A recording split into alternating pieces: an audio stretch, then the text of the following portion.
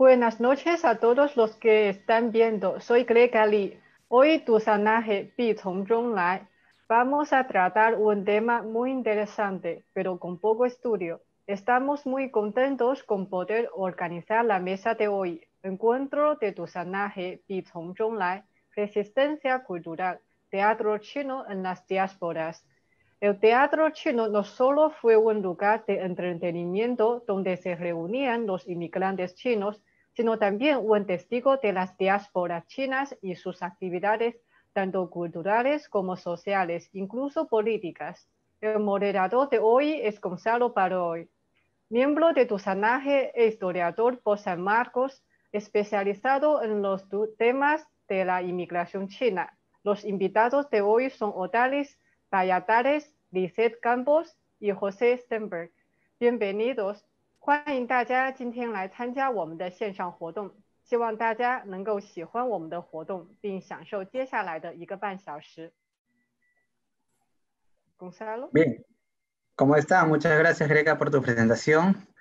Y bueno, para mí es todo un gusto, todo un honor presentar no solo este tema importante y que nos gusta a muchos, sino tener la oportunidad de presentar a tres amigos muy queridos, a tres amigos con los que he tenido la oportunidad de conversar tantas veces y compartir tantos conocimientos. Bien, sin más, vamos a presentar a nuestros invitados de esta noche.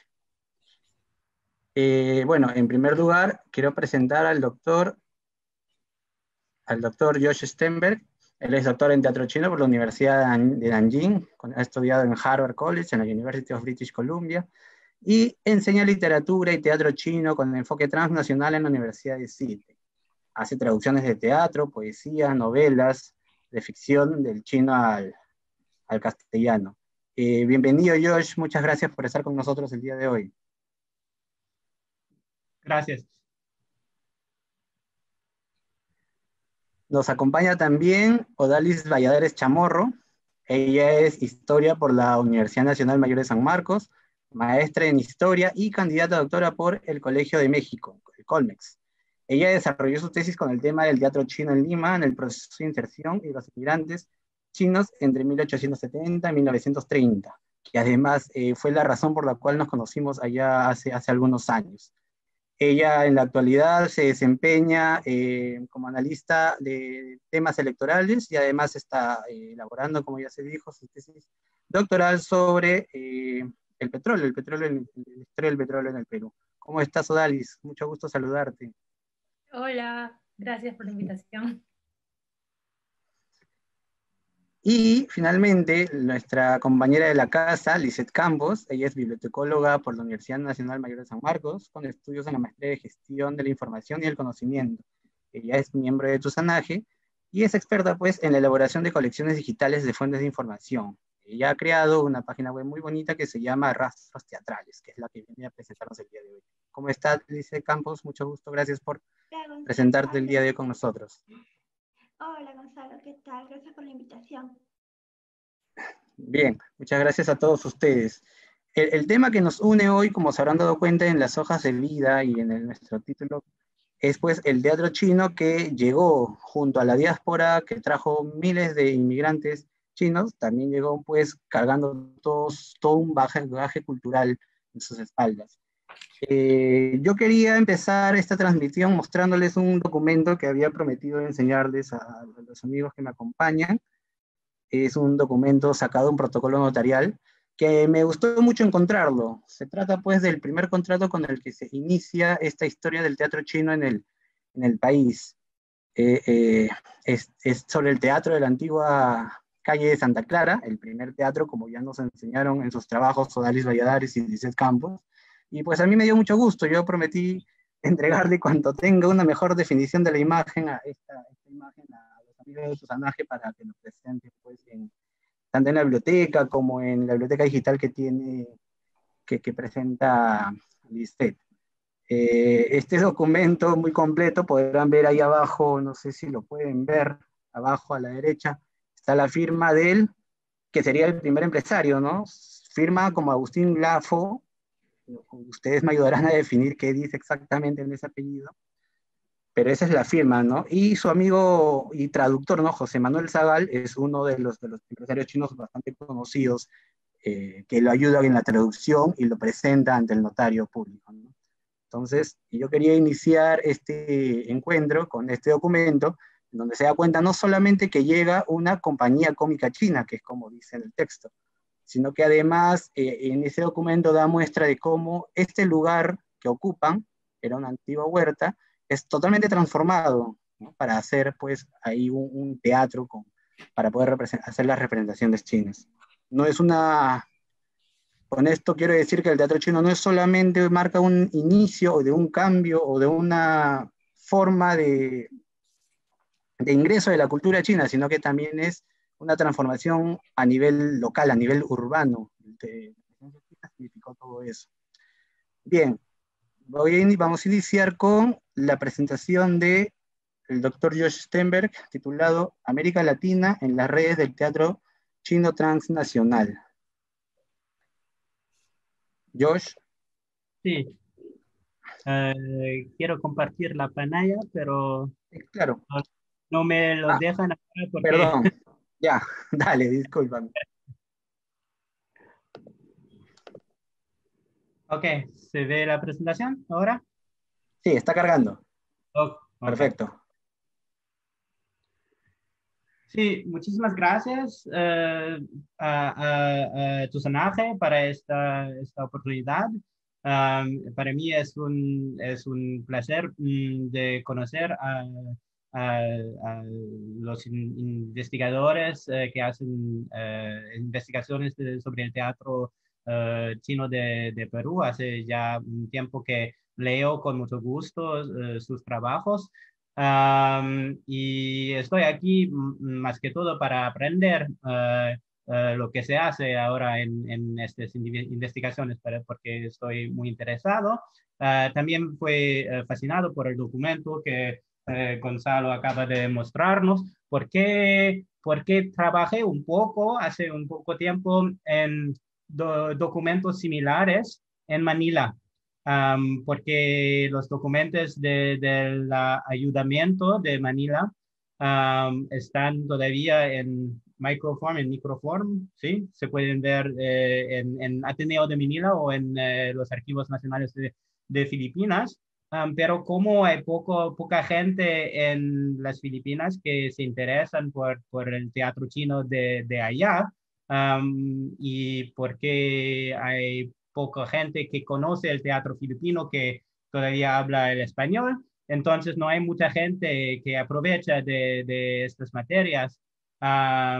Y pienso que hay pocas publicaciones sobre esta historia colonial española en las Filipinas, pero me parece esta similaridad es una manera de empezar a hablar sobre esta red transnacional del teatro chino, porque hay podemos decir que hay una pequeña,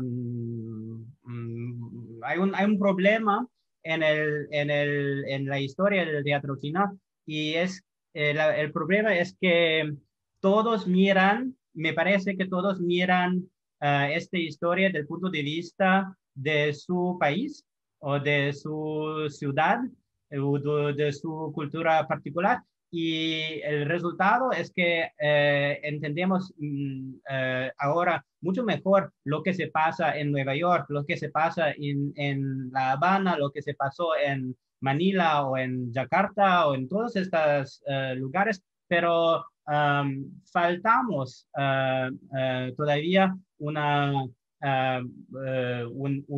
visión más completa de los enlazos entre estas ciudades, porque fue un fenómeno transnacional. Podemos decir que fue un fenómeno hasta global, porque había teatros chinos, grupos que se fueron a donde sea, a Rusia, a Japón, a Corea, a Hawái, un poco más tarde también hasta Europa. Había ya teatro chino en París en 1800, 60 había en Myanmar, había en Tailandia, había en India, había los que estaban un poco más locales, fueron tracidos por inmigrantes y siguieron una generación atrás, generaciones a transmitir este teatro. Y también hay lugares donde no tenemos una historia de transmisión local, pero hay una historia de visitas teatrales de tropas de China. Por ejemplo, en India no había transmisión local, pero había muchas visitas en Calcuta, por ejemplo, por el teatro cantonés que fue de China hasta Calcuta, por ejemplo, para hacer espectáculos, hasta Yangon, hasta Tailandia. Entonces, y no hay nada sorprendente en este fenómeno, porque me parece que fue en esta época, si miramos la cultura china, si miramos las provincias de donde salió el teatro chino, fue una parte fundamental de la cultura popular en China tradicional. Entonces, cada pueblo, cada pequeño lugar tenía un teatro, había muchísimos teatros itinerantes y había siempre espectáculos que eran vinculados con el dialecto, con la cultura de este lugar. Entonces, cuando la gente cantonés o de Hokkien o Hakka o Teochew, todas estas provincias al lado del océano y que fueron los puentes de la inmigración china, cuando ellos se fueran ultramar, fue muy natural que trajeron su cultura y este teatro fue un parte de esta cultura. Entonces, donde había comunidades chinos, cantoneses, había un teatro cantonés. Donde había comunidades Hokkien, que eran de Xiamen o de Quanzhou, de Zhangzhou, había un teatro Hokkien.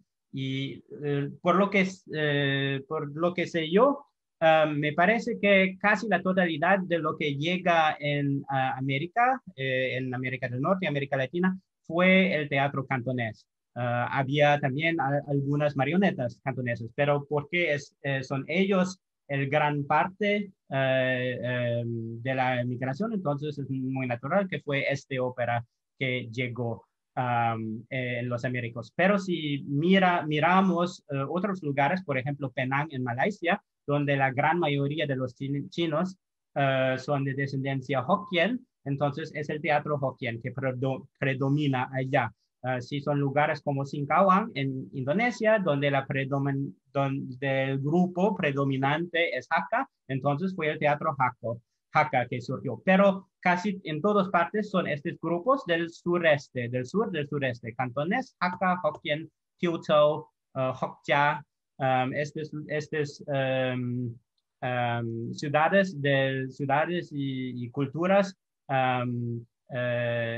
laterales de la costa, ¿ya? De la costa de China, que llegaron. Entonces, todas estas grandes olas de migración trajeron varias formas de teatro chino hacia nuevos territorios. Y pienso que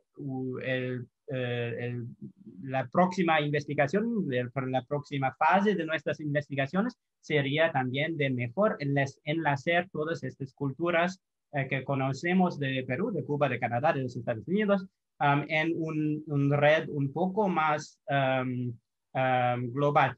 Y también hay un problema, me parece a mí, que los que escriben en inglés no escriben mucho, no entienden mucho lo que se hace en el mundo iberoamericano, el mundo hispanoparlante. Lo que se hace en las investigaciones en español, mira un poco más lo que se hace en inglés, pero tampoco tenemos esferas bastante separadas. Y lo que se hace en chino, mira mucho los fuentes que están escritos en lengua china, pero no mira mucho los que están escritos en lenguas europeos o otros asiáticos. Por ejemplo, hay muchos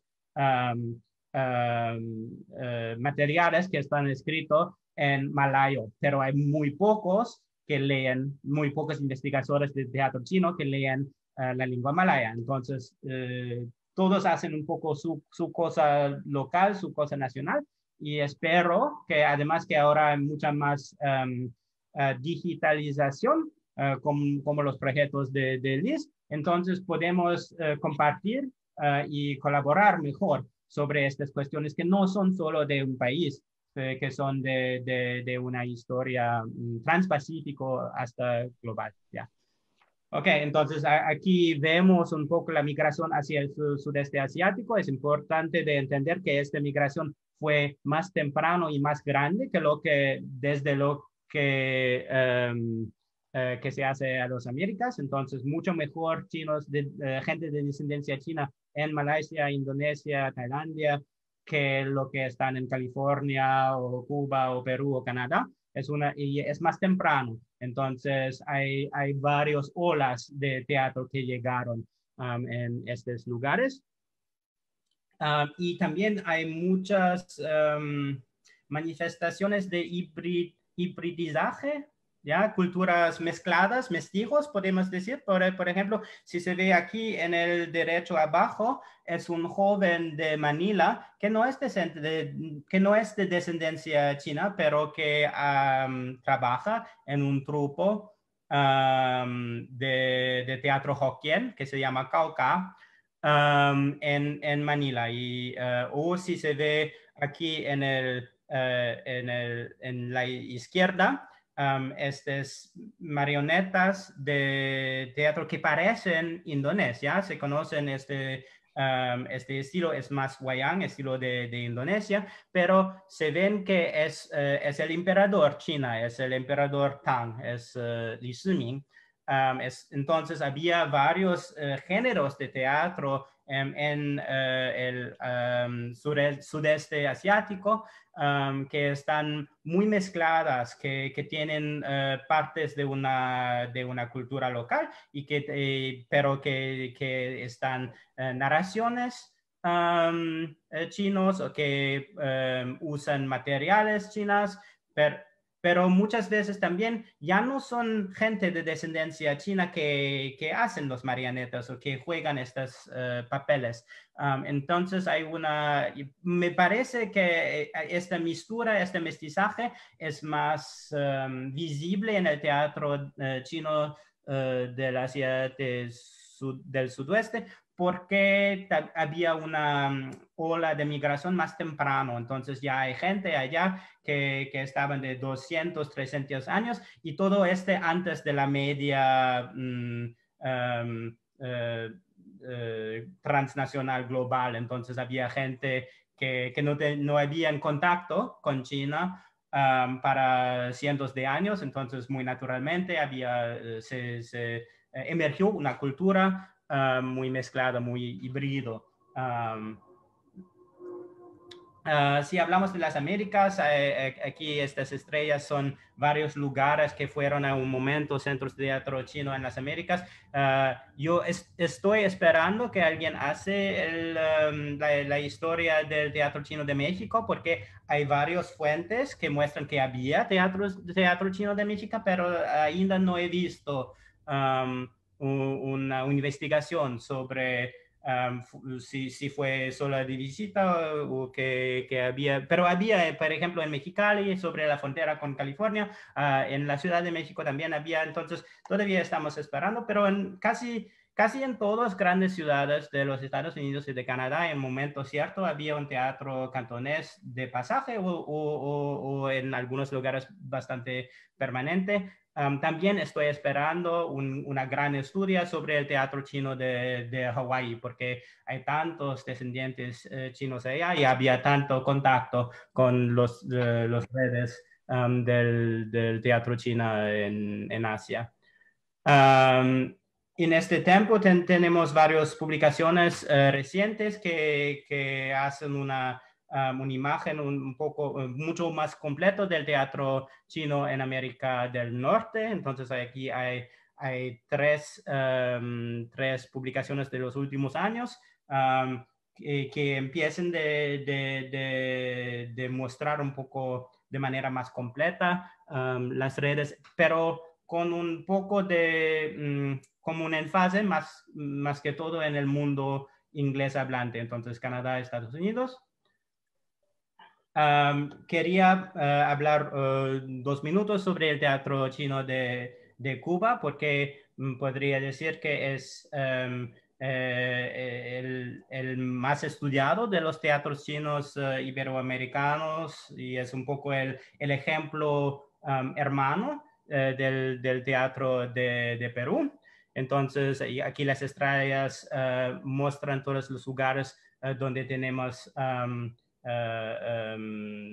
evidencia que había teatro chino. Se empieza en Cuba con descripciones de diplomáticos Qing. Es muy interesante los que dicen los diplomáticos Qing que estaban en La Habana. Para ellos es muy importante que haya un teatro chino para transmitir los valores chinos, las historias chinas y la identidad china. Entonces lo escriben bastante claro que no les parecen que es una cultura muy alta. Ellos son gente de educación muy alta, de estatus muy alto, pero para ellos es muy importante que los mercadores chinos, que los jóvenes chinos que nacieron ya en Cuba tenían acceso a un teatro chino, porque si no pueden leer chino, por el menos pueden ver las historias, las narraciones chinas. Entonces podrían entender la historia o la cultura china, los valores chinos por el medio del teatro. Para ellos, en estas descripciones, es bastante claro que es por ellos lo más importante del teatro. Después fue más y más difícil de tener visitas de tropas chinas, entonces las visitas ya se acabaron después de la Gran Depresión, pero había un teatro chino local. Entonces fue la gente, la comunidad misma que tenía espectáculos y educación más o menos formal en música china, en cultura china. Entonces el más conocido es escuela de Zhonghua, del Colegio Zhonghua de La Habana. Muchos espectáculos un poco más tarde son vinculados a esta escuela, a esta organización. También para mí me fascina estos fenómenos de gente que no son de descendencia china, pero que son parte de la escena china. Entonces el ejemplo más destacado es una mujer que se llama Caridad Amarán. Izquierda se ve en traje de udán. Ella fue adoptada por un actor chino, entonces habla cantonés. Más tarde, cuando ya no había teatro, ella trabajaba en la presa china de La Habana, pero como muchos años no había contacto con China, ya no había un teatro en la ciudad. Entonces, hace unos años, creo hace 10 años, lo invitaron con una otra actriz de La Habana a viajar a China por la primera vez. Entonces es una persona que pasó casi la totalidad de su vida hablando chino, haciendo trabajo vinculado con la comunidad chino en la escena china, pero sin sangre china, y que nunca había visitado a China. Entonces lo invitaron porque por los medios chinos, por los teatros chinos, es un caso muy interesante. Esta gente de Cuba, no de descendencia china, pero cantando la ópera china. Lo invitaron para visitar Guangzhou, el origen del teatro cantonés. También se pueden notar casos bastante interesantes en la vida intelectual de cubana. Alejo Carpentier escribió varias veces sobre el teatro chino. Para él dijo que espectáculos eran delicados como un dibujo a pluma, sangrientos como una tragedia de Shelley. También para Severo Sarduy fue un parte de la identidad cubana. Entonces, para él tiene esta imagen, este concepto de Cuba, de la cultura cubana, como siendo una mezcla de culturas europeos, africanos y asiáticos. Entonces, para Severo Sarduy, muchas veces lo que representa el asiático es el teatro chino que él conocía de su juventud en La Habana. También hay un fenómeno bastante interesante, es la corneta china. Entonces es un instrumento que se llama sona, instrumento de origen chino, que ya hace parte de la música de carnaval de Santiago de Cuba. Es bastante probable que fue adoptado porque ya existía en el teatro, en las orquestas de teatro cantonés en Cuba. Ya, entonces para mí, si queremos hacer un poco la tipología del teatro chino, de la ópera china transnacional, me parece que hay un momento donde la motivación es comercial. La gente llega a Vancouver o a Lima o a Cuba porque hay un comercio a hacer, hay un público que va a sostener. Hay un teatro, hay empresarios, pero llegan allá porque hay un público. Después hay estos fenómenos diaspóricos donde ya no es muy para el beneficio comercial, pero es más vinculado con las actividades de las comunidades étnicas, migrantes, para transmisión de cultura, para transmisión de identidad. Y después también otra categoría son los espectáculos diplomáticos, que son organizados por el Estado para relaciones oficiales, para mostrar a la gente, esta es la cultura china. Entonces, en América Latina puede ser que el ejemplo más interesante, más conocido, es un espectáculo que no fue a Perú, creo, pero fue a Colombia, Venezuela y Cuba en 1960. Y se ve aquí el líder del trupo con Che Guevara y con Fidel Castro en 1960. Después se fueron a Canadá. Entonces, hay todos también espectáculos diplomáticos en el tiempo de la Guerra Fría, donde Taiwán, la Kuomintang de Taiwán y el Partido Comunista de China quieren mostrar que ellos son los representantes legítimos de China y de la cultura china. Entonces, los que son más amigos con Chiang Kai-shek y reciben muchos espectáculos de Taiwán, pero la República Popular hace todo lo que pueden para diseminar una visión positiva de la cultura china, teatro chino en la nueva república. Entonces, yo también estoy esperando que salen más investigaciones de América Latina sobre estas visitas teatrales. Entonces, estas son mis pequeñas observaciones para hoy. Me disculpo para todas las faltas de gramática en su hermosa lengua y agradezco otra vez a Tusanaje para la oportunidad de charlar con ustedes.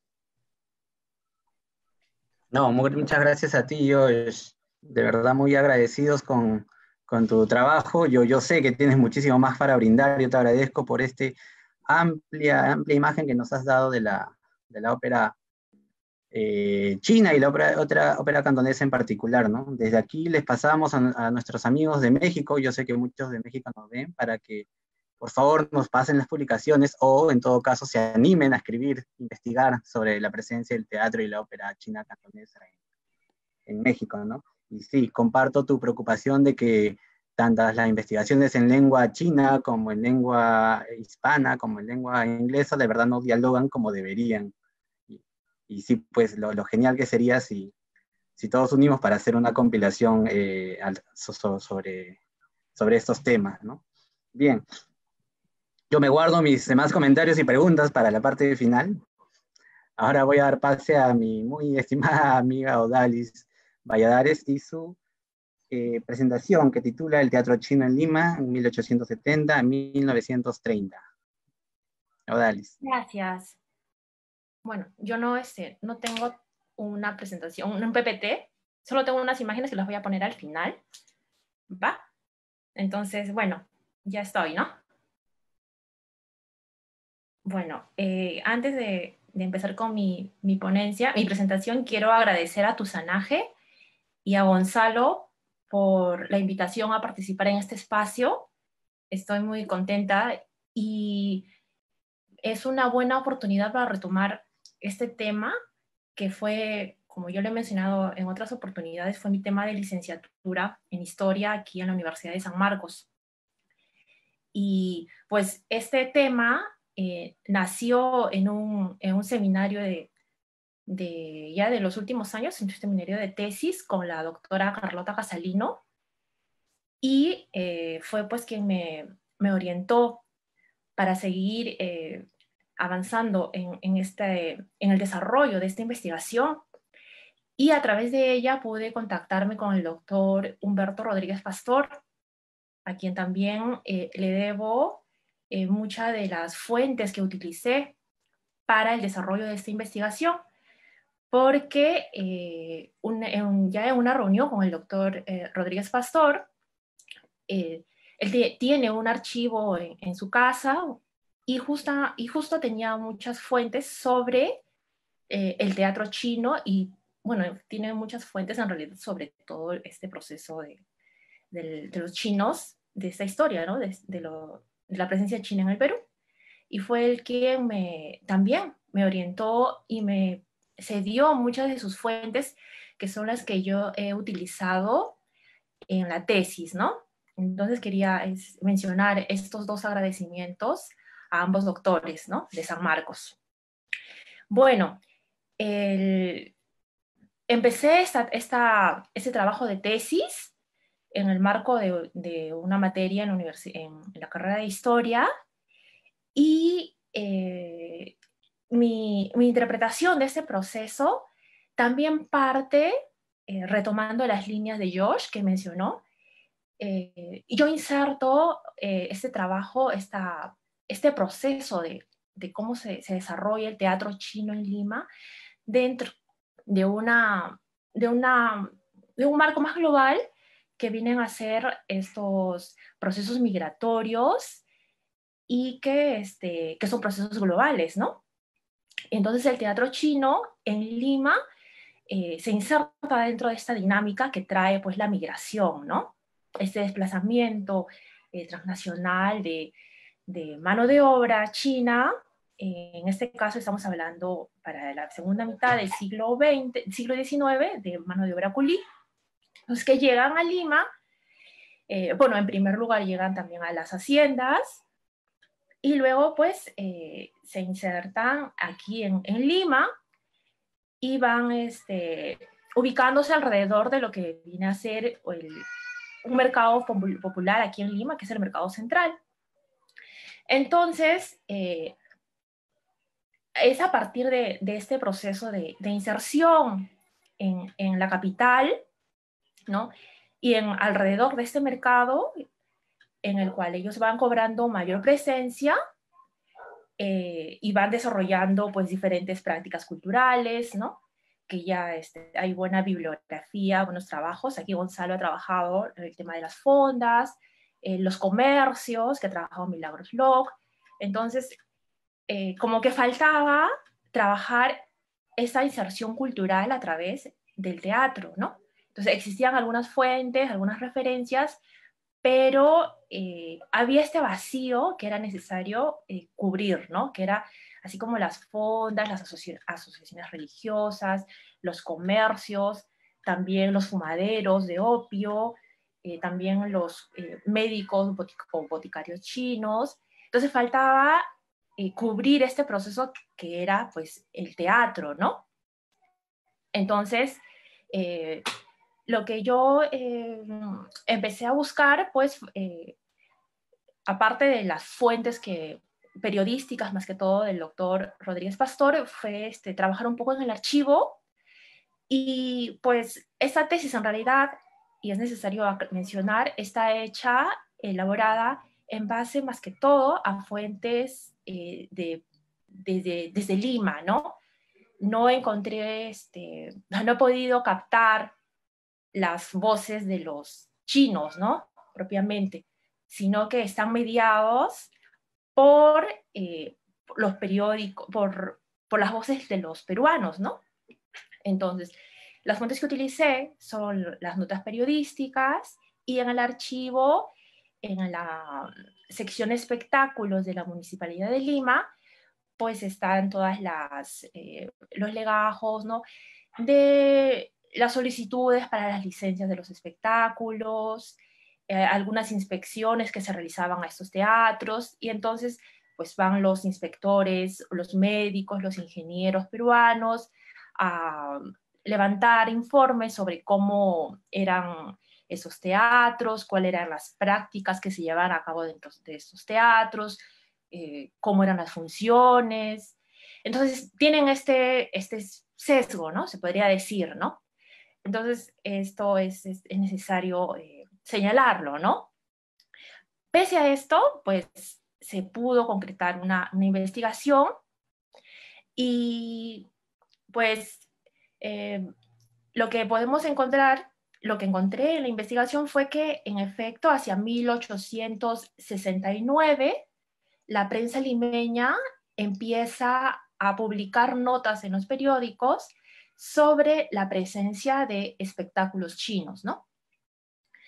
Y justamente una de estas notas hace alusión a la fuente que nos mencionó Gonzalo al comienzo de la charla sobre una primera presentación china en Lima que tuvo lugar justo en febrero de 1869 y más o menos concuerda temporalmente con la fuente que nos dijo Gonzalo, que es una licencia de un empresario chino con su traductor, que van hasta la Municipalidad de Lima a pedir pues la licencia, el permiso y ese tipo de cosas, ¿no?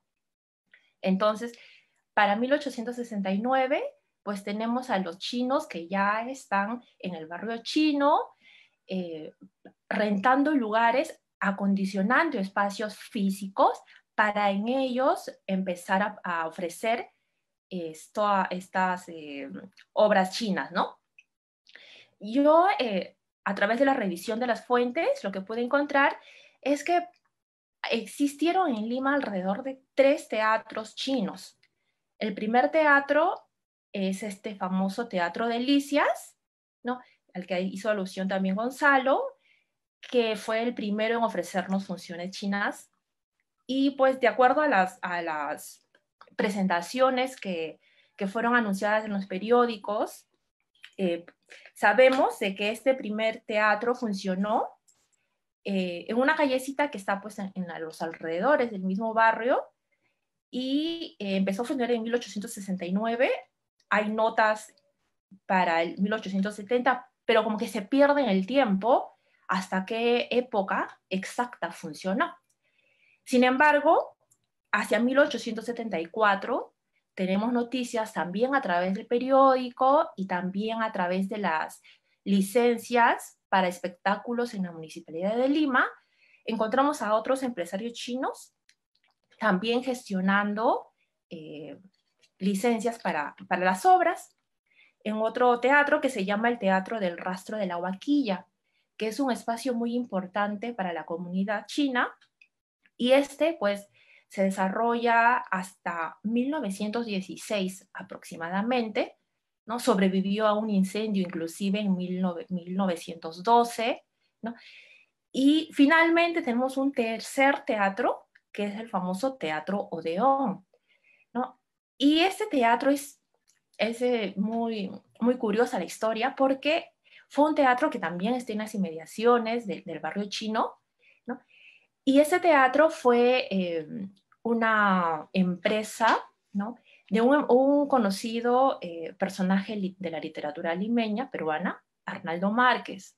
Entonces, este personaje, pues, manda a construir, a organizar este teatro, pensando en ofrecer al público limeño, ¿no? De la élite o de sectores medios, pues ofrecer óperas, operetas, ¿no? Es más, cuando inaugura este teatro, pues se presenta una compañía rossiniana, dice la prensa, y entonces el teatro, pues así se va desarrollando desde 1872, que es cuando se inaugura, y hay muchas expectativas de la prensa limeña alrededor de ese teatro. Pero ¿qué pasa? Hacia 1876, lo que encontramos es a empresarios chinos solicitando en la Municipalidad de Lima funciones o licencias para funciones en este teatro, dado que el Arnaldo Márquez, pues la empresa había quebrado, me imagino que tendría deudas, etcétera, y pues el teatro es rentado a estos miembros de la comunidad china, que para ese entonces, pues, es una comunidad que si bien eh, está integrada por sectores muy pobres, ¿no? Inmigrantes con bajos recursos, también tiene, ¿no? Sectores que tienen mucho dinero y que pueden invertir, pues, en diferentes empresas como es el entretenimiento teatral. En ese sentido, el teatro, pues, y como decía Josh, es un buen negocio, ¿no? Que tiene un gran mercado aquí en Lima desde 1870, digamos hasta 1920 aproximadamente, ¿no? Entonces es un mercado, Lima es un gran mercado para el teatro chino, para el teatro tradicional chino. Entonces, ya hemos ubicado a esos tres importantes teatros, ¿no? Que se desarrollan, pues, hasta 1900, exactamente hacia 1916. Tenemos noticias de estas compañías que vienen, como también señalaba George, que vienen no directamente de Cantón a Lima, sino que están inscritas dentro de un circuito más amplio que conecta a diferentes mercados internacionales, ¿no? Ya sea en Lima, Cuba, México y también Valparaíso. Entonces, vienen las compañías contratadas por temporadas, ¿no? Y Lima, pues parece que al igual que Cuba, fue una gran plaza, ¿no? Para estas representaciones teatrales. Entonces, es más, como antecedente, y ya no básicamente como parte del negocio teatral, hay algunas referencias que mencionan que en Ica, es un departamento al sur de Lima, inclusive entre los mismos chinos culís, se llevaban a cabo representaciones teatrales chinas, ¿no? Entonces, si uno tendría que leer, ¿no? a, a este tipo de representación y por qué se da en Lima, al margen de ser un negocio, y es algo que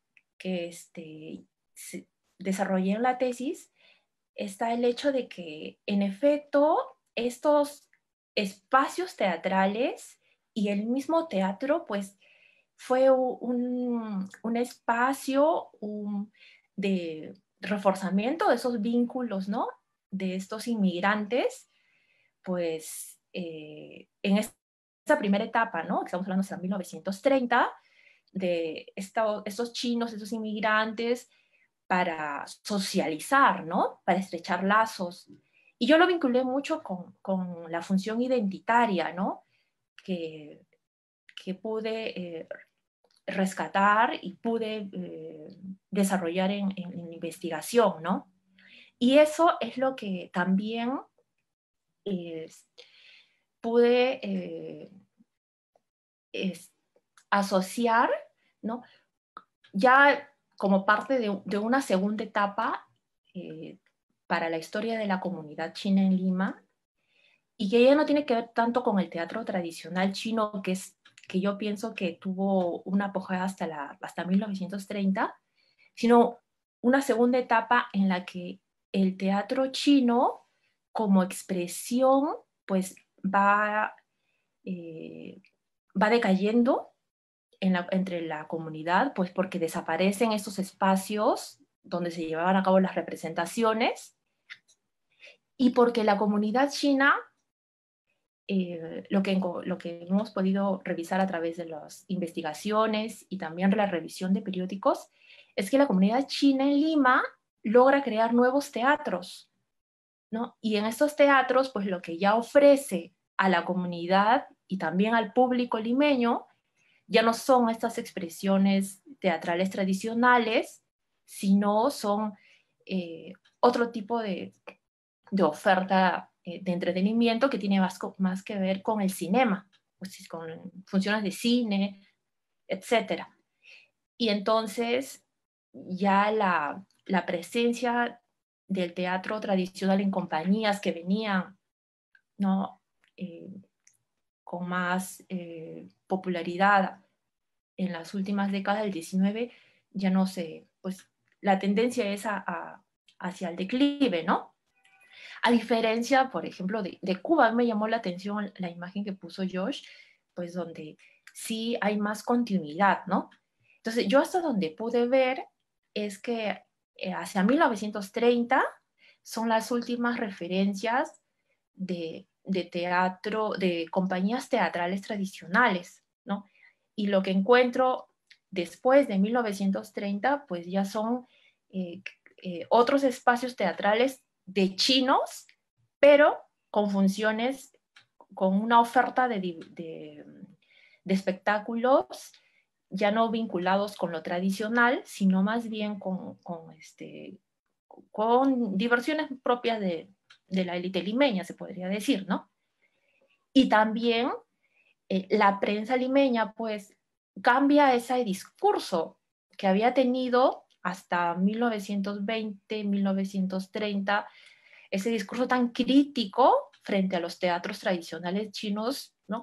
Dadas la existencia de fumaderos, dada la existencia de las fondas, ¿no? Que existían junto a estos teatros, ¿no? Entonces, lo que tenemos en Lima es que existió una fuerte prensa muy crítica frente al teatro y a estas expresiones por el hacinamiento, ¿no? Porque los chinos se veían los espectáculos y fumaban opio, ¿no? Entonces, ese discurso asociado con los chinos, hacia 1930, cuando esta comunidad, estos chinos empresarios, logran construir teatros modernos, ¿no? Al estilo, digamos, occidental, al estilo limeño, ya no tienen esas fondas, ya no tienen ya los chinos no están fumando el opio. Entonces, la visión que se tiene desde Lima es que la comunidad china pues se ha modernizado, ha aceptado los valores limeños, ahora sí pues hay que admirarlos, ¿no? Entonces el discurso cambia, ¿no? Y pues ya no tenemos más referencias, al menos en Lima, sobre la presencia de esas compañías teatrales que fueron tan populares, ¿no? Hasta comienzos del siglo XX. Entonces, es más, inclusive hay referencias de compañías chinas que vienen a presentarse, pero el espectáculo es totalmente diferente al espectáculo teatral tradicional que se practicaba en Cantón y que llegaba pues en las compañías por todo el Pacífico, ¿no? Entonces, es otra cosa, ¿no? Lo que tenemos aquí en Lima, al menos, después de 1930. Y esa sería una de las razones también que explicarían por qué no quedó un legado, ¿no? En la segunda mitad del siglo XX, un legado más fuerte, más consistente de la presencia china en el Perú, ¿no? Como que se diluyó, ¿no? Y es por eso que pues ahora uno va al barrio chino y puede encontrar muchas expresiones, ¿no? Pero no encontramos referentes al teatro tradicional chino, ¿no? Y no sé si me he pasado el tiempo, pues creo que ya termino mi participación y muchas gracias, Gonzalo.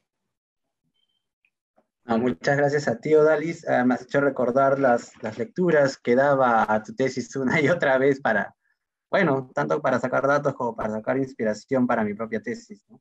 Y al igual que tú, yo también le debo agradecer bastante al profesor Humberto Rodríguez Pastor y a la doctora Carlota Casalino, porque al igual que tú también fueron los doctores sanmarquinos quienes nos ayudaron en este proceso, ¿no?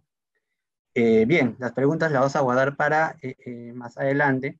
A continuación quiero presentar nuevamente a Lisette Campos con su exposición Rastros Teatrales, una biblioteca para conocer la ópera china en Perú. Liz.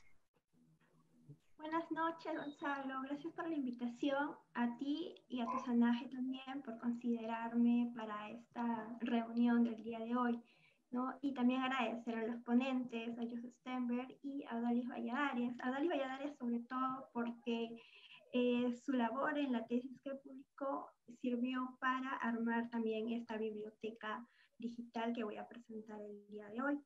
No, bueno, voy a iniciar ya mi presentación, ¿no? A la que he titulado Conocer la ópera china en Perú, la biblioteca como estrategia contra el olvido. He cambiado un poco el título, ¿no? Para destacar esta situación de olvido o de oscuridad en la que se encuentra actualmente el teatro tradicional chino, ¿no? Quizás no para un círculo de investigadores, pero sí para la comunidad china en Perú o para el público en general, el resto de ciudadanos peruanos.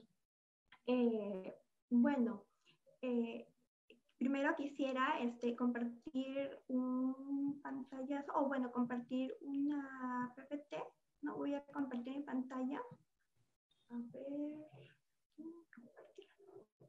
ver, aquí está. Esta dirección, www.teatrochinoperú.com, en esta dirección de aquí, si desean pueden ir ingresando. Aquí se encuentra alojada la biblioteca digital, ¿no? Que se llama Rastros Teatrales, ¿no? Lo pongo para los que ya desean ir viendo y familiarizándose un poco con la biblioteca, ¿no?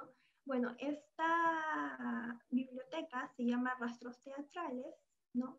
Porque se trata de rescatar las fuentes que atestiguan que existió teatro tradicional chino en Perú, que hubo esta presencia, ¿no? Entonces, por esto se denomina rastros teatrales, ¿no? Rescatar o seguir el rastro, la pista de estas fuentes. No importa que estas fuentes tengan un contenido sesgado, ¿no? Porque en el momento en que se escribieron, lo hicieron los que en ese momento eran nacionales, se puede denominar así, ¿no? Y a veces tenían prejuicios contra el teatro chino, ¿no? Con las manifestaciones artísticas en general que provenían de Asia, ¿no? Pero haciendo esto a un lado, estas fuentes son valiosas porque son las únicas que existen realmente hasta la fecha, ¿no? Y las únicas que los investigadores nos han podido aportar. Bueno, quisiera también plantear esta pregunta. ¿Es el teatro tradicional chino un teatro olvidado? ¿Y por qué es un teatro olvidado? ¿No? Y esto tiene que ver mucho con la memoria colectiva de los peruanos, ¿no? ¿Ustedes recuerdan que alguien les comentó sobre un relato, una anécdota sobre la existencia del teatro chino en Perú? Seguramente la respuesta en muchos casos va a ser que no, ¿no? Y algunos solamente llegaron a conocerlo porque leyeron algún artículo, ¿no? O una tesis. Entonces el teatro tradicional chino no está en la memoria colectiva de los peruanos. Y esto creo que puede causar mucho pesar. ¿Por qué? Porque el teatro tradicional chino fue un elemento muy importante durante la época de la inmigración, ¿no? Mediados del siglo XVIII a siglo XIX, perdón, a mediados del siglo XX, ¿no? Entonces, esto lo señala Odalis en su tesis, ¿no? Que el teatro tradicional chino sirvió para que los inmigrantes pudieran tener una especie de resistencia cultural, no pudieran reforzar su identidad cultural y negociar su permanencia en el Perú, ¿no? Y adaptarse también a las costumbres occidentales. Entonces fue una expresión valiosa para su cultura, ¿no? Y que no debería ser olvidada, ¿no? En ese sentido. Y para los peruanos, ¿qué fue el teatro chino para los peruanos? También tuvo significado. Y esto también se ve en una investigación de Fanny Muñoz, que ahorita les voy a comentar, ¿no? Fue importante, ¿no? También porque se figura en las noticias, algunas noticias y crónicas periodísticas de la época, de que ahí concurrían sectores populares, ¿no? Jóvenes, trabajadores, ¿no? Que podían pagar esta entrada, que era muy barata, ¿no? Y asistían, eran parte del público, ¿no? Entonces, era parte de su rato de ocio, ¿no? Entonces, lamentablemente, no hubo una transmisión de generación en generación de los recuerdos, ¿no? Y yo creo que sí debería rescatarse esto, porque sirvió a estas dos sectores, ¿no? De esos tiempos, ¿no? Para, de alguna manera les sirvió a estos dos sectores. Entonces, lo que vemos ahora, ¿no? Y un poco para explicarle lo que encontré en la lectura del libro de Fanny Muñoz, ¿no? Ella lo que hace es una comparación a partir de las licencias municipales que solicitaban los empresarios de distintos géneros de artes escénicas, ¿no? Y para el año 1902, la ópera china de enero a diciembre había adquirido 176 licencias, ¿no? Y no estaba muy lejos de la zarzuela, que había adquirido 197 licencias ese año, y la ópera occidental, que había adquirido 20. Entonces, esto quiere decir que la ópera china era muy popular, ¿no? Era muy popular para la comunidad china, para los inmigrantes chinos y para los nacionales de ese tiempo, ¿no? Entonces, nacionales, pero de los estratos sociales populares, ¿no? Entonces, ahí vemos la importancia también, la importancia económica también que tenía para el entonces Consejo Municipal de Lima, ¿no? Bueno, es un poco lamentable que no haya habido esa transmisión, ¿no? de historia, de prácticas, ¿no? En general se puede decir que el teatro tradicional chino no sobrevivió a la prueba del tiempo, ¿no? Aquí en Perú, porque no está en el recuerdo, ¿no? de varios de nosotros. Aquí también quiero hablar de un tema importante que me parece que se debe destacar, ¿no? Es que si bien hay investigaciones, estas son contadas con los dedos de las manos, serán unas 5 o 6 muy buenas investigaciones, pero que no han sido socializadas en la comunidad en general. Es decir, no había una comunicación pública en redes sociales, por instituciones, ¿no? ¿no? Digamos, no está incluido en los textos escolares, no hay exposiciones sobre ello. La gente no identifica que en un espacio urbano cercano a ellos, como es cerca de la avenida Huancayo, un poco más allá por Barrios Altos, hubo teatro chino. Entonces, esto configura un poco el olvido en el que se encuentra el teatro tradicional chino, ¿no? Entonces, aquí planteo otra pregunta, que es, ¿de qué manera las bibliotecas pueden frenar este olvido en que se encuentra el teatro tradicional chino, ¿no? Y para tener un mayor alcance, en general, ¿cómo puede una biblioteca frenar el olvido en cualquier manifestación artística que esté asociada a un grupo cultural, ¿no? Entonces, ¿cuál es la respuesta a ellos, no? Una de las respuestas es creando bibliotecas digitales con colecciones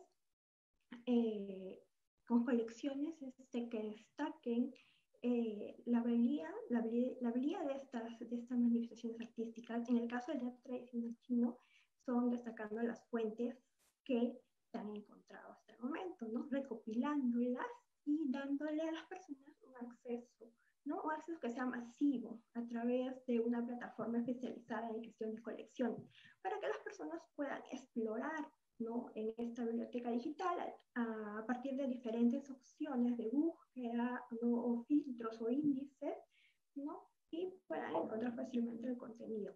Ahora, acá para comentarles un poco la labor de recopilación que se hizo, ¿no? porque para tener un material que poner en una plataforma debemos tener toda una labor de recopilación, recopilación de fuentes documentales, ¿no? En este caso lo que se hizo, lo que hice yo fue hacer una revisión bibliográfica de las investigaciones hechas hasta el 2015, porque yo hice esto en el 2015, ¿no? Y bueno, habían 5 investigadores que tenían publicaciones y ahí, bueno, rescaté las fuentes documentales que ellos citaban, ¿no? Este señor Rafael Hernández, ¿no? Que fue el primero que escribió sobre teatro tradicional chino, Humberto Rodríguez Pastor, Fernández de Trasmier, Tony Muñoz y la importante tesis de Odalis Valladares, ¿no? Y también quiero destacar que siempre cuando si alguien hace un proyecto similar, tienen que consultar a expertos. Esto siempre, ¿no? Siempre tienen que buscarlos para que ellos puedan orientarlos mejor sobre la ubicación de las fuentes y puedan compartir con ustedes también las fuentes que ellos tienen. En este caso, la consulta se hizo a al profesor Humberto Rodríguez Pastor, ¿no? Que él muy amablemente, y le agradezco por ello, me abrió me abrió las puertas de su colección personal, ¿no? Él tenía una colección de fichas bibliográficas donde él había pues documentado todo lo que él había podido encontrar sobre teatro tradicional chino en Lima, ¿no? Y él muy amablemente me las cedió. Y también a Gonzalo Parral Villafuerte, a él me orientó un poco sobre en qué bibliotecas yo podía encontrar esta colección, estas fuentes documentales, ¿no? Entonces ya luego sigue otra parte, es ir a buscar las fuentes, a corroborar de si de verdad están las fuentes en estas bibliotecas, ¿no?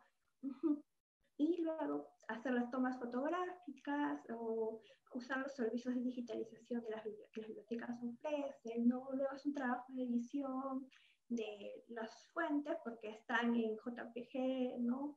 Y hay que convertirlas a PDF, unirlas, hacer más claras las letras, porque eso se trabajó con un presupuesto limitado, es decir, no es la mejor digitalización que hay, pero para efectos de hacerlas accesibles es un logro, se puede decir.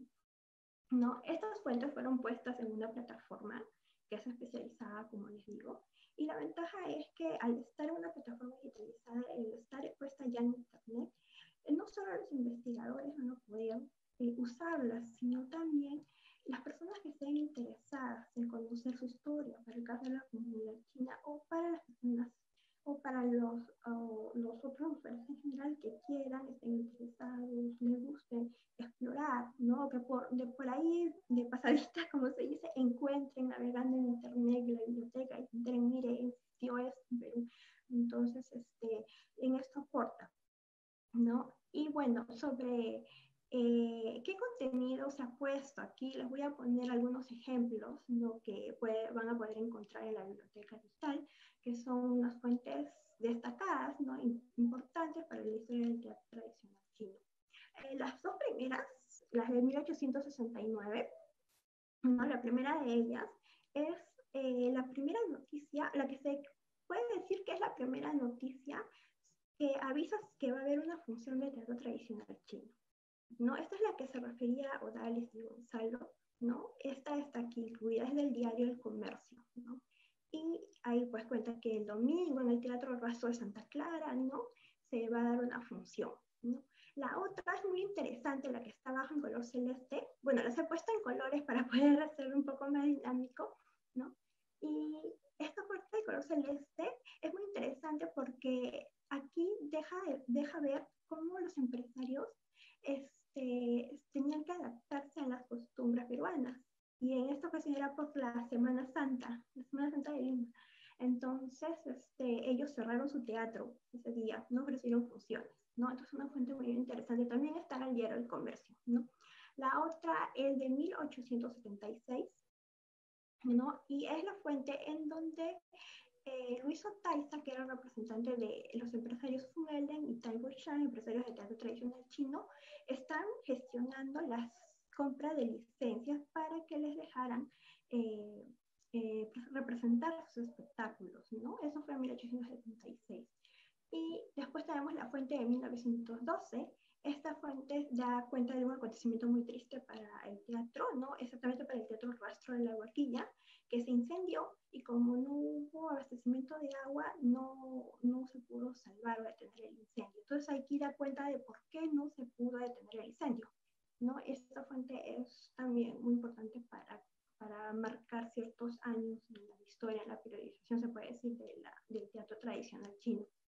Luego está la fuente de 1917, ¿no? Y aquí deja ver cómo el teatro tradicional chino era utilizado para las celebraciones cívicas, ¿no? De los inmigrantes.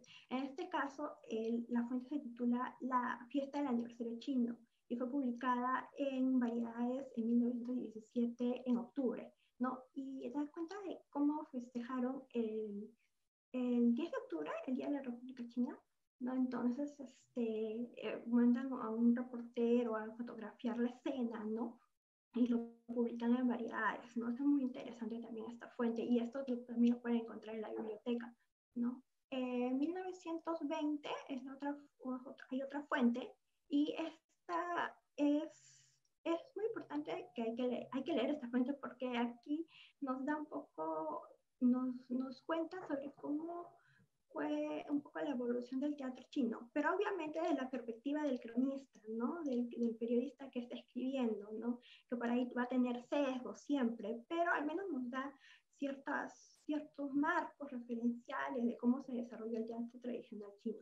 Y la otra fuente de 1923, esta fuente es muy bonita porque muestra toda una escena donde aparece ya un personaje femenino, un personaje masculino, ¿no? Y este evento que se retrata en esta fuente fue hecho para un evento diplomático, y aquí se puede ver también cómo el teatro era usado en eventos diplomáticos, ¿no? Que la colonia china organizaba cuando vino una delegación de diplomáticos. Y si ven en la parte superior de la foto, también habían personas que no eran de la misma colonia, no eran invitados. No se menciona si son de alguna nacionalidad específica o de un país específico, pero por sus características físicas se puede ver que no forman parte de la colonia, ¿no? Bueno, entonces lo que se quiere con la biblioteca digital es que las personas puedan conocer el contenido de las fuentes a través de temáticas que están establecidas, eh, y también pueden asociarlo a un espacio geográfico, ¿no? En donde se desarrolla el teatro chino, que identifiquen, mira, en esta zona de Lima se hizo teatro tradicional chino, ¿no? Que también identifiquen los periódicos o revistas donde aparecieron noticias y crónicas sobre teatro tradicional, y también que puedan reconocer en las bibliotecas que albergan estas fuentes, ¿no? Cuando algún día decidan ir de visita a esta biblioteca, ¿no? Que están muy cerca, están en Lima, otra está por la Universidad está en la Universidad Nacional Mayor de San Marcos, ¿no? Y también que puedan conocer que el teatro tradicional chino no es un evento estático, ¿no? No solamente se da en Lima, sino también en diferentes puntos de América, ¿no? Cuba, México, Estados Unidos, ¿no? Y que haya esta conexión, porque las compañías estaban en tránsito y tenían un itinerario de viaje, ¿no? Entonces, con la biblioteca también se quiere que conozcan esto, porque las fuentes también nos mencionan ello, ¿no? Entonces, esos son un poco los objetivos para socializar un poco el teatro tradicional chino entre el público, ¿no? Bueno, les voy a compartir ahora la biblioteca digital, que esta es la biblioteca que creé, que se llama Rastros Teatrales, ¿no? Y ahí pueden ver la dirección y acceder, ¿no? A ella para ir navegando entre las colecciones. Y aquí lo que quiero hacer es enseñarles un poco cada parte de la biblioteca, ¿no? Por ejemplo, aquí ven un poco una cita de una noticia, que es de la primera noticia sobre teatro tradicional chino. Luego está un mapa donde se focalizan en los 3 puntos de color que pueden ver donde estuvieron ubicados los teatros tradicionales chinos, y luego los nuevos ingresos que va habiendo en la biblioteca, ¿no? Ustedes le pueden hacer clic en cualquiera de ellos y les va a llevar a la fuente, al registro bibliográfico y al PDF que está junto y pueden descargarlo, ¿no? Aquí está una colección destacada, ¿no? Que es una agrupación, un conjunto de fuentes, ¿no? Que están unidas por un tema en común. En este caso son piezas y crónicas periodísticas. Bueno, la idea central, lo que creo que es la más llamativa, es el mapa que está puesto en la misma página, en la página principal, ¿no? ¿Y por qué es esto? Porque es muy importante que la gente visualice, ¿no? O sea, que pueda hacerse una idea gráfica, ¿no? Y espacial también de dónde está ubicado, ¿no? Esto es muy importante destacarlo y por eso se colocó el mapa en la página principal, ¿no? Estas ubicaciones, ¿no? Se hicieron, o bueno, se validaron a través de las investigaciones de Odalis Valladares y Richard Chubut, ¿no? Ellos en sus publicaciones comentan, escriben sobre las ubicaciones de los teatros tradicionales, ¿no? Entonces, bueno, así fue como se elaboró este mapa, ¿no? Con las ubicaciones que les voy a explicar ahorita un poco cómo funciona, ¿no? Si ustedes hacen clic en un punto de color, ¿no?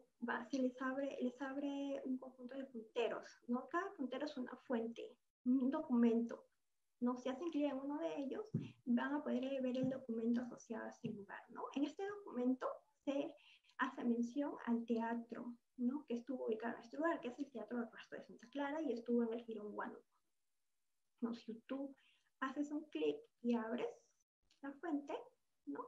Vas a poder visualizarla. Está cargando un poco, ajá.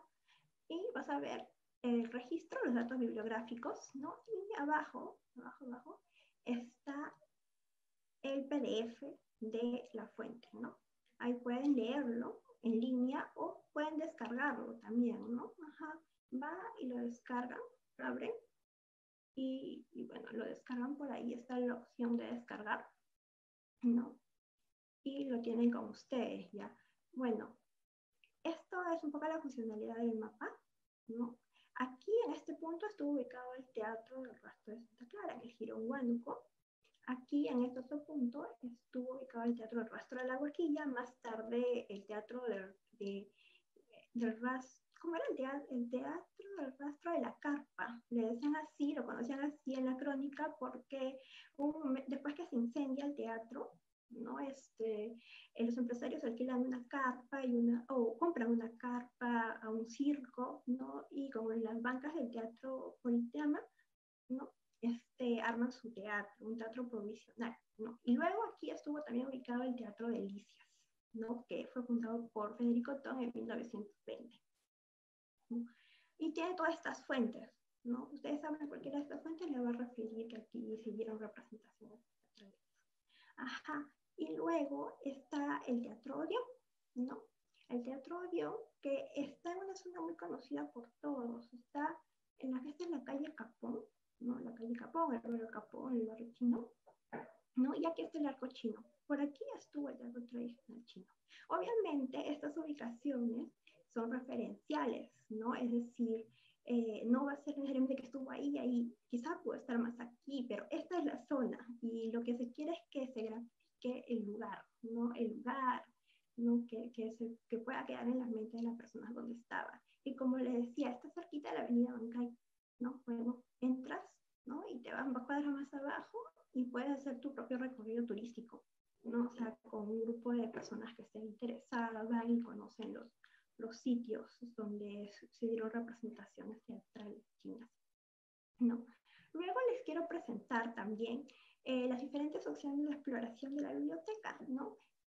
En donde tenemos los temas y años, ¿no? Es decir, un conjunto de temas, de categorías temáticas a través de las cuales se puede consultar, ¿no? Este índice por tema, ¿no? Tiene 10 categorías temáticas, ¿no? Donde podemos recorrer las fuentes a través de sus características escénicas, de las compañías teatrales de ópera cantonesa, el control municipal también que ejercía la Municipalidad de Lima sobre los teatros chinos, las instalaciones físicas, o ver al teatro tradicional chino como negocio y empresa, ¿no? Por ejemplo, se hacen clic aquí y entran a ver aquí a precios y ventas de localidades, ¿no?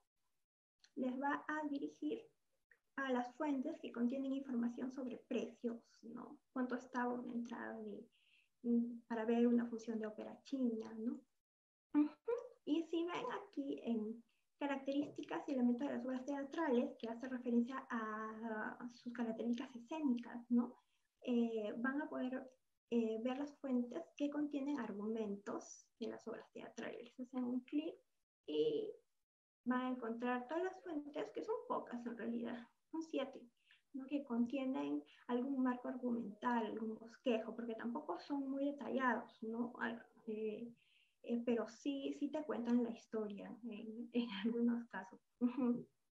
Está esto, también los títulos de las obras teatrales, ¿no? Los títulos de las obras teatrales, en qué fuentes aparecen títulos, ¿no? Y en realidad en 2 de ellas aparece una transcripción que no sé si será la correcta porque lo escribe un periodista, bueno, nacional, se puede decir, de la época, ¿no? Y en otras 2 sí está el título de las obras, ¿no? Que sería, bueno, La seductora del barco de flores que surca el lago en pos del amor. Y Una niña en la montaña, ¿no? Pero no está, en La seductora del barco sí está su argumento. En Una niña en la montaña no está, solo está mencionado el título, ¿no? Eso también forma parte de una de las deficiencias de las fuentes que tenemos actualmente, que muchas de ellas están incompletas, es decir, en el sentido de que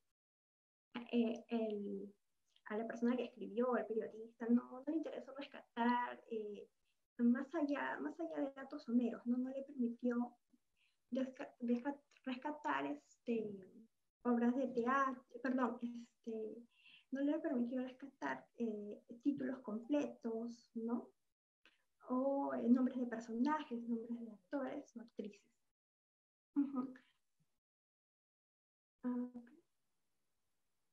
Tengo una llamada acá, creo que me dicen que ya te estoy por cortar el tiempo, algo así.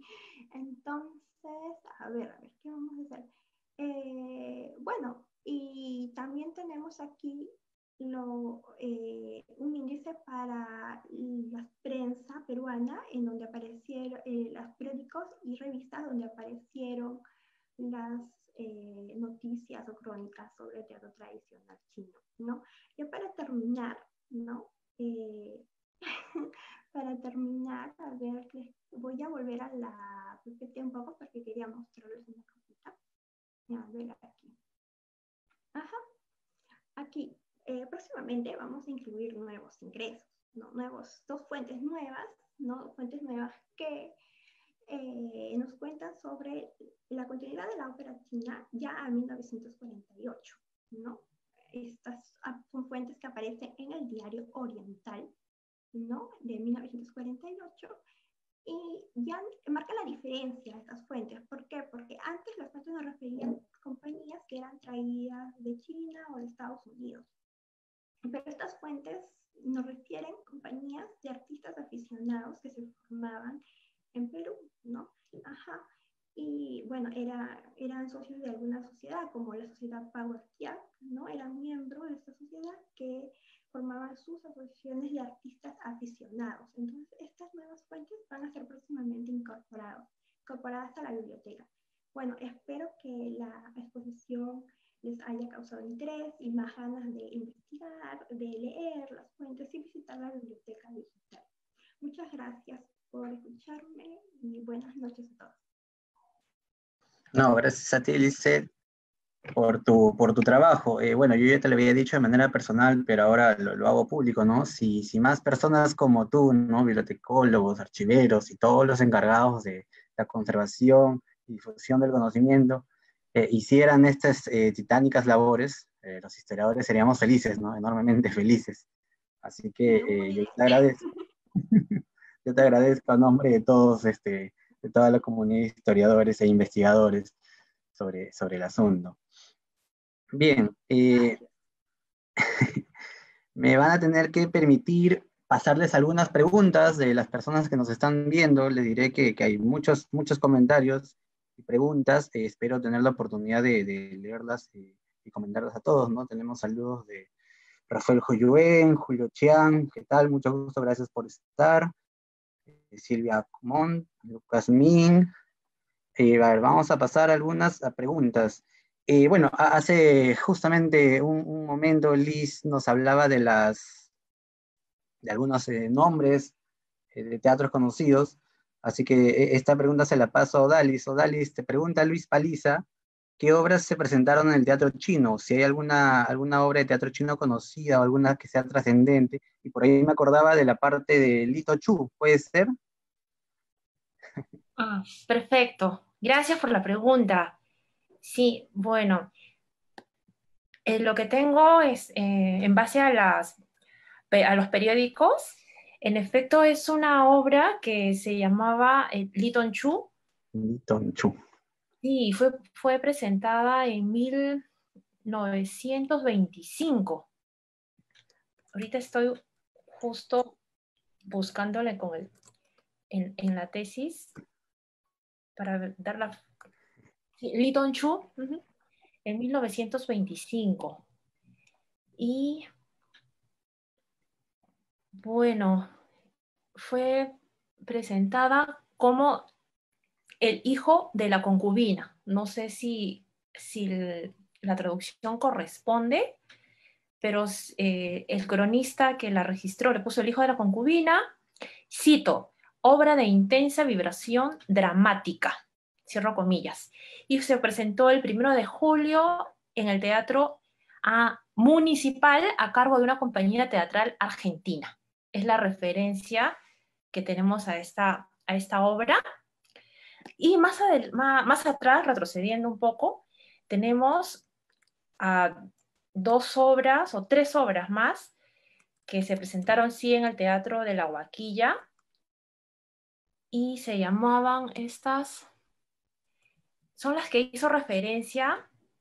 A ver, voy a leer, pero es lo que pone el cronista en su nota periodística. Fue una obra escrita por el célebre profesor Achong, titulada Kanixingen Chi-Ua. Y esta se presentó en noviembre de 1870 en el Teatro de la Huaquilla, acompañada de otra obra pequeña humorística llamada Sonchin Fui, o Las dos comadres. Igualmente, otra ópera de la cual sabemos algunos datos es la pieza llamada Ko'o-Sing Shuag. Esta se presentó también en la Huaquilla en septiembre de 1871. Y esta pieza, si tenemos un poquito más de información, dice el cronista, esta pieza contaba con los personajes Ajibo, o gran emperador, Aacin, la esposa, Tooizan, emperador, y Sameo, el sacerdote. Además tenía coro de soldados, gente de pueblo y danzantes. Y finalmente hay otra pieza que ya es de carácter romántico, que se llamaba La seductora del barco de las flores que surca el lago en pos de amor, o Sai Sin La Hit. Y esta se presentó en 1923 en el Teatro Delicias y contaba con los siguientes personajes: Wu Tai-fa, Ti Sim, So, Li Ping, Chimu y Li Tai-pe. Y bueno, hay una crónica al respecto que está en la revista Mundial y que seguramente ya está en la biblioteca de la que nos ha hablado Lisette. Bueno, listo. Bien, gracias. Y bueno, más saludos de Ramos Quío, de Ramón G desde Mexicali, Baja California, a quien le extendemos que escriban, ¿no? Que investiguen sobre los teatros allá en México. Hoy tenemos un comentario de la doctora Isabela Sant. Bueno, este es un dato importante, ¿no?, que nos presenta. Dice, antes de 1869 vinieron compañías chinas en Lima. Una queja de la iglesia de Santa Ana, muy cerca del barrio chino, pidió a la municipalidad que se desaloje a una trupa de acróbatas y teatros que ocupaba la plaza e iba a ser un obstáculo para la procesión del Domingo de Ramos. Mire, qué muy interesante. Profesora, nos tiene que compartir la fuente para poder difundirla y unirla a nuestros trabajos. Bueno, más saludos de Enrique Siu. Bueno, a continuación hay un comentario bastante extenso de nuestra amiga y también miembro de Tusanaje, Janet Jiménez, ¿no? Ella nos escribe desde Cuba, ¿no? Nos envía muchos saludos y hay una pregunta para ti, Josh. No sé si has tenido la oportunidad de leerla y si Tiffany nos puede ayudar para pasársela para la mejor comodidad de Josh. Tiffany. Bueno, yo lo he leído y ver. bueno, la verdad es que no soy un experto ni del teatro chino de Cuba ni de Perú, entonces es muy posible que Janet ya sabe todos los fondos que he utilizado y también tengo que señalar también que hace un ratito que he hecho, los trabajos que he hecho sobre el teatro chino de América Latina, entonces también es posible que hay otras fuentes que ya han salido que yo no conozco, pero lo que puedo decir sobre la cuestión de Janet Jiménez Rojas, muchas gracias por la cuestión. La pregunta sobre si hay sobre los otros tipos de manifestaciones artísticas chinas y visitas frecuentes de artistas chinos dedicados a la acrobacia o al ilusionismo. Me parece probable que en las obras de María Teresa Linares Sabio, antropólogo que trabajaba mucho sobre la comunidad china de La Habana, que hay menciones, o también en la trabaja de Kathleen López en inglés sobre la comunidad china de Habana, que se hablan de los otros espectáculos, bueno, acrobáticos. Me parece que hay menciones. Y puede ser lo que puede interesar doña Janet, sería un libro que yo no he podido conseguir, pero que me parece debería posible conseguir en Cuba, sobre la danza de león en Cuba. Y se llama así, la danza de león en Cuba, que es escrito por Carlos Alejo y Julio Jun. Es un libro que yo nunca he conseguido, pero lógicamente es en un libro sobre la danza de león en La Habana debería tener vínculos con espectáculos acrobáticos o artísticos. Entonces, bueno, no sé si es una respuesta muy útil, pero es lo que yo sé sobre el tema. No, yo creo que sí, yo no lo dudo. En todo caso, como le digo, Janet es una amiga muy querida también que participa con nosotros en Tusanaje y por ahí los ponemos en contacto para aclarar los datos y mejorar nuestra información. Si te parece, Josh. Muy bien, Bien. muy bien, gracias. Algunas otras preguntas y dudas. Julio Chiang. Bueno, Julio Chan tiene una pregunta que, verdad, no le había prestado atención a la duda. Nos pregunta si el primer espectáculo se realizó en febrero, se podría decir, ¿no? Que fue en conmemoración o en asociación al Año Nuevo Chino. Y yo no sé si en sus investigaciones han encontrado que esta relación es fuerte, ¿no? De que hay más presentaciones de espectáculos de teatro chino justamente en febrero o cerca a la celebración del Año Nuevo Chino. ¿Quién tiene el dato? Yo creo que por ahí es probable, pero no sé si ustedes lo pueden confirmar.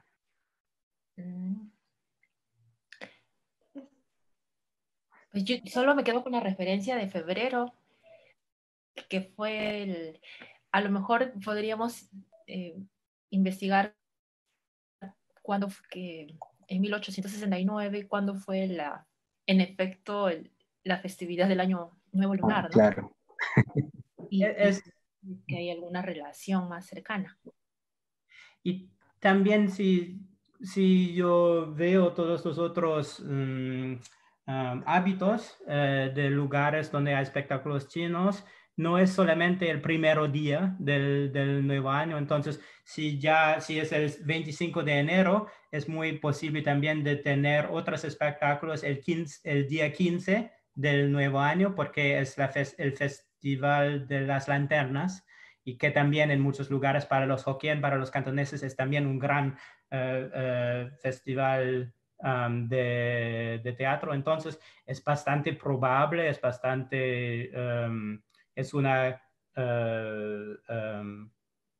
¿cómo se dice? Divino. Coincidencia. A good guess. Es una...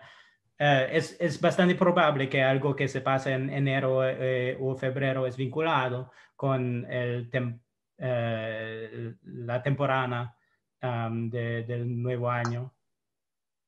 También el día 5 y el día 4 también son muy probables del nuevo año para grandes espectáculos teatrales. Yo en su momento le pedí a Lisette que ampliáramos la biblioteca del teatro también a la celebración del Año Nuevo Chino. Yo sé que es bastante trabajo, Liz, te lo dejo para que lo pienses. Bien, un par de comentarios también de la doctora Isabel Lauzán. Sí. Bueno, no sé el orden, creo que lo voy a leer en desorden. Dice, ¿no? Si se ha mencionado que los viajeros, ¿no? Como el caso de Charles Wiener, asistieron y escribieron funciones en las haciendas, tengo entendido yo, ¿no? Que en el norte, por ejemplo.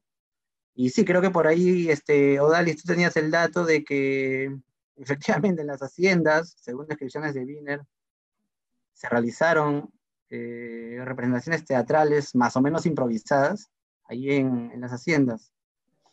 Sí, pero sí está esa referencia, pero también Charles Wiener, tengo entendido, bueno, estoy revisando aquí mis apuntes, que él en su obra monumental Sí. sobre el viaje a Perú y Bolivia, habla de una visita que hiciera al teatro chino, no dice a cuál de los 2 teatros o 3 teatros, pero él vino estuvo en Lima desde 1876, entonces él habla que en una visita a uno de esos teatros, ¿no? Vio al público y narra un poco de cómo era el público, qué hacía el público mientras veía el espectáculo teatral, ¿no? Y a él le llamó la atención lo que ya he mencionado del consumo de opio. Sí. Y que hablaba mucho, ¿no? Mientras los artistas estaban haciendo la obra, la gente hablaba y él le llamaba la atención eso, ¿no? Y eso lo escribe en su publicación, ¿no? Y pues sí, al igual que él, también hay otros viajeros también que registran esta experiencia, ¿no? De asistir al teatro y sus impresiones las plasman en sus memorias, en sus libros, ¿no? Bueno, de manera personal yo no lo dudo de que haya habido en las haciendas. Claro, nos falta bastante trabajo de fuentes y bueno, bien por ahí de repente recuperar la memoria de algunos que si bien de repente no tuvieron la oportunidad de verlo, pero sí de escuchar a sus padres o abuelos hablar sobre esto, ¿no? Porque ya ha quedado claro que era gran parte de su identidad y gran parte de su carga cultural cuando llegaron al Perú, ¿no? Sí. Bien, tenemos comentarios de nuestro amigo Antonio Chang, ¿no? Dice que espera pronto podemos leer las investigaciones sobre la presencia del teatro chino. Sí, tenemos que editar tu tesis, Odalis. Definitivamente. Pregunta si existen o se conocen de representaciones de teatro chino en las localidades al interior del Perú. Bueno, creo que está asociada a las menciones que ya hiciste, Odalis. Pero sí, falta bastante trabajo de investigación. Y te manda muchos saludos, Lisette. Dice, una maravilla conocer sobre la referida página web sobre el teatro chino. Felicitaciones, Lisette. Te hago extensivo su... Sí, Isabel Lozán nos repite lo mismo, ¿no? Muy útil y muy interesante tu trabajo. Muchas gracias, profesora. Em, bueno, y un comentario de Isabel, ¿no? Dice Isabel Lozán, ¿no? Me llama la atención el año 1869. Entre 1868 y 69 los chinos se organizan para protestar en varios, y varios ya formaron agencias, sociedades de tipo dialectales, como los Hakka, los Hokkien, y tuvo un impacto muy fuerte y fue la expresión de comunicaciones en redes, Lima, provincia, y todo es ligado. Sí, parece ser un punto de inflexión esos años, ¿no? Porque el 69 ya ha estudiado que empiezan a aparecer agencias, sociedades chinas. Y bueno, particularmente a mí me sorprende porque yo cuando he estudiado el tema, yo siempre veo que estos grupos de poder, digamos, ¿no? O sea, los chinos con dinero llegan en la década del 70, así que 69 sería un año muy temprano. O de repente llegan antes de lo que las investigaciones hasta el momento nos dicen, ¿no? Así que por eso es muy, muy interesante el comentario de la doctora Isabel Lozán, a quien le agradecemos. Y bien, eh, bueno, más agradecimientos de Janet, como ya te dije, Josh, vamos a tener que ponernos en contacto.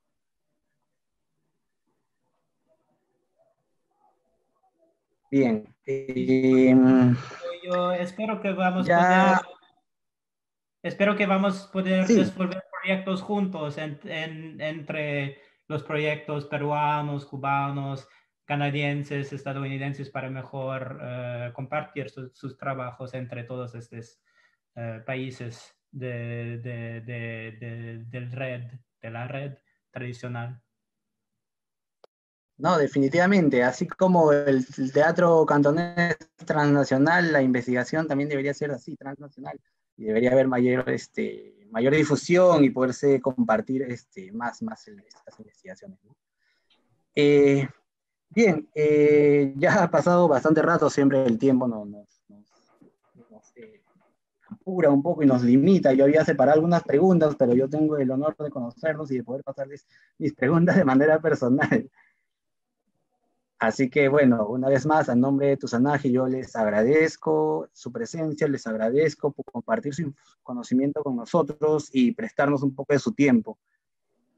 Como saben, Tusanaje viene difundiendo estos temas sobre la presencia, la diáspora, la inmigración china. Así que cuando quieran compartir más conocimientos, aquí estamos y pueden contactarse con nosotros. Eh, no sé, Josh, algunas palabras finales para despedirnos. Bueno, es la primera vez que tengo contacto tan personal, tan directo con los investigadores en Perú, y me da mucha esperanza y mucho gusto de colaborar, de hacer proyectos juntos y de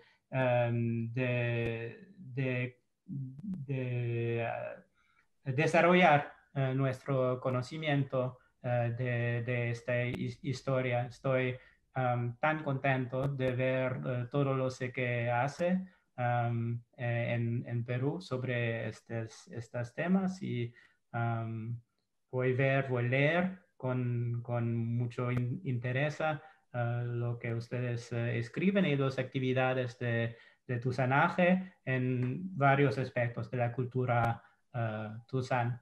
Es un momento muy interesante y agradezco mucho para esta invitación.